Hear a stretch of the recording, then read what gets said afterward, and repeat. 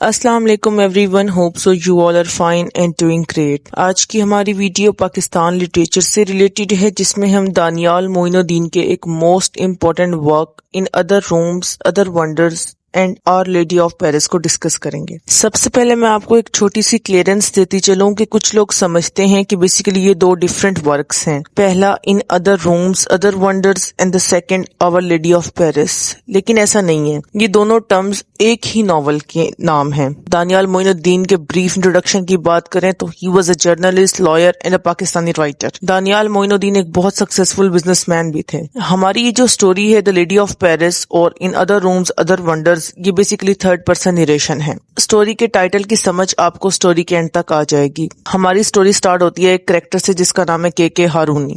کے ہارونی ایک بہت ویل سیٹلڈ رچ آدمی ہیں جو فائنینشلی ٹائم کے ساتھ ساتھ غریب ہوتے چلے جاتے ہیں۔ ان کے ایک کزن ہیں جن کا نام ہے امجد ہارونی۔ کے ہارونی دنیا پور کے ایک لینڈ لارڈ ہیں اور اس کے علاوہ ان کی لاہور میں بھی کافی ساری پراپرٹیز ہیں۔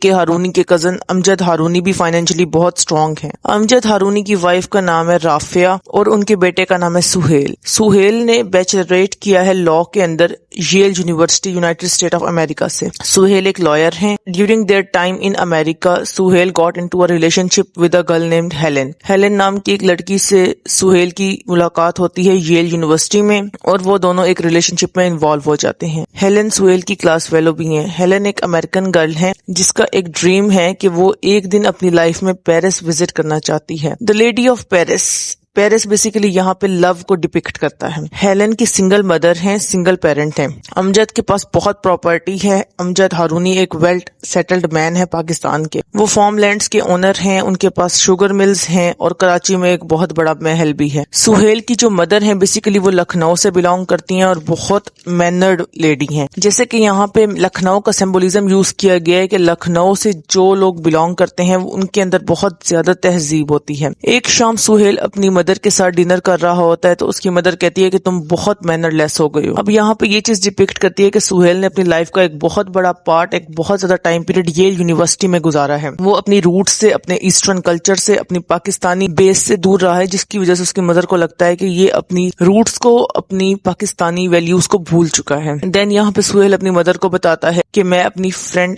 ہیلن سے ملنے جاؤں گا کرسمس کی ویکیشنز میں، بہت ٹائم ہو گیا میں اپنی فرینڈ سے ملا نہیں ہوں۔ دین اس کی مدر کہتی ہے چلو ٹھیک ہے تم جا سکتے ہو ملنے، لیکن ہم لوگ بھی تمہارے ساتھ چلیں گے، بٹ ہم تمہاری پرائیویسی کا خیال رکھیں گے، ہم لوگ تمہیں ڈسٹرب نہیں کریں گے۔ دین سہیل پہلے تو تھوڑا سا حیران ہوتا ہے، لیکن پھر وہ کہتا ہے okay let's have a plan to go to Paris. اب سہیل ایک آئیلینڈ پہ ایک اپارٹمنٹ بک کرتا ہے، اس آئیلینڈ کا نام ہوتا ہے اس سینٹ لوئس۔ اس سینٹ لوئس پہ ایک اپارٹمنٹ بک کرتا ہے سہیل اپنے اور ہیلن کے لیے، اور موسم بہت اچھا ہوتا ہے اس اپارٹمنٹ کا۔ امجد اینڈ رافیہ اپنے لیے ایک الگ سے اپارٹمنٹ بک کرتے ہیں ایک اور آئیلینڈ پہ جس کا نام ہوتا ہے کوائڈی گرینڈس آگسٹینی۔ یہاں پہ سہیل دیکھتا ہے کہ ہیلن بھی آ چکی ہے پیرس میں اور سہیل اپنے ساتھ ہیلن کو لے کے گھومنے نکل جاتا ہے۔ سب سے پہلے وہ سین ریور کی طرف جاتے ہیں۔ سین ریور میں سہیل اپنا اور ہیلن کا ریفلیکشن دیکھتا ہے۔ دین وہ ایک چرچ کو وزٹ کرتے ہیں جس کا نام ہوتا ہے ناٹ ڈیم۔ اب یہ جو ٹرم ہے نا ناٹ ڈیم، بیسیکلی یہ ایک فرینچ ورڈ ہے جس کا مطلب ہے دا لیڈی آف پیرس۔